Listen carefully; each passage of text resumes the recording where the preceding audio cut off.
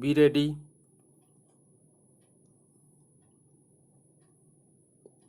Five seconds.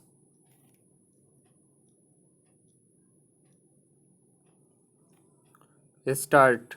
This revision petition is directed against the judgment dated 19/11/1994 passed by learned Additional District and Sessions Judge Allahabad in criminal appeal, whereby the learned appellate court dismissed the appeal filed by the petitioner and upheld the judgment of conviction and order of sentence dated 13/7/1994 passed by the learned Chief Judicial Magistrate Allahabad.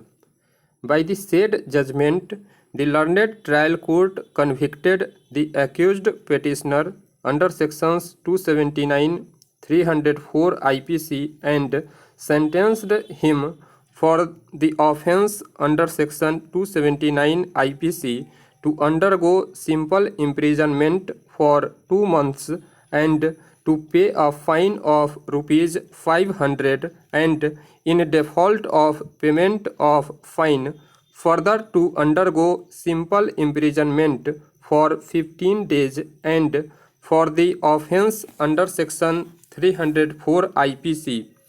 The accused petitioner was sentenced to undergo rigorous imprisonment for 1 year and to pay a fine of rupees 5,000 and in a default of payment of fine further to undergo rigorous imprisonment for 6 months. Aggrieved by the judgment of conviction and order of sentence passed by the learned trial court, the petitioner has preferred this revision petition. The learned counsel for the petitioner contended that the learned trial court convicted the petitioner for the offence under sections 279, 304 IPC on the basis of the statements of the witnesses, and the trial court has erred in appreciating the evidence of all the witnesses because PW2 in her cross-examination admitted the fact that after the accident, when she heard about death of Achilles, she reached the place of the incident. Further, PW5 has been declared hostile witness by the prosecution and he did not support the prosecution story, and PW8 also admitted in her cross-examination that after the accident she came out of her house. Therefore, the evidence of these three witnesses was not properly appreciated by the learned trial court as well as by the learned appellate court, and regarding the evidence of PW1, the learned counsel for the petitioner contended that he also admitted in his cross-examination that after hearing the sound of the accident, he immediately rushed to the place of the incident, and further he admitted in his cross-examination that the deceased girl herself came under the minibus and thereby the accident took place. Thus, the learned counsel for the petitioner submits that the evidence of PW1 also does not support the prosecution story that he saw the accident with his own eyes while the minibus was being driven by the petitioner in a rash and negligent manner. The learned counsel for the petitioner further contended that as per the site inspection memo and site map, the incident took place on the left side of the road where the dead body of the girl was found 3 feet away from the left side of the road.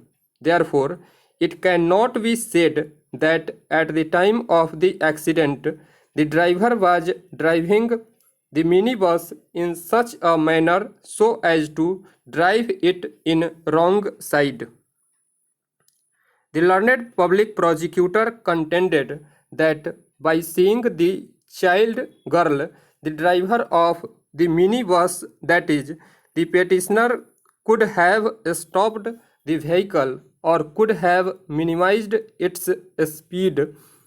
Thus, the she defended the judgment of the learned trial court. I have considered the rival contentions of both the parties and perused the evidence available on the record. For the offence under section 279 304 IPC, the prosecution has to prove the rash and negligent driving of the vehicle on the part of the driver to prove his guilt beyond reasonable doubt. In the present case, PW2 and PW8 clearly admitted in their evidence that they came out of their houses after coming into knowledge of the fact of death of the deceased girl, and the complainant PW5 did not support the prosecution story and has been declared hostile. Now, if come to the evidence of PW1, it is clear that he also admitted that he came to the place of the incident after hearing the sound of the accident, and further he admitted in his cross-examination that the deceased girl herself came under the bus, therefore the accident took place. Stop. Thank you.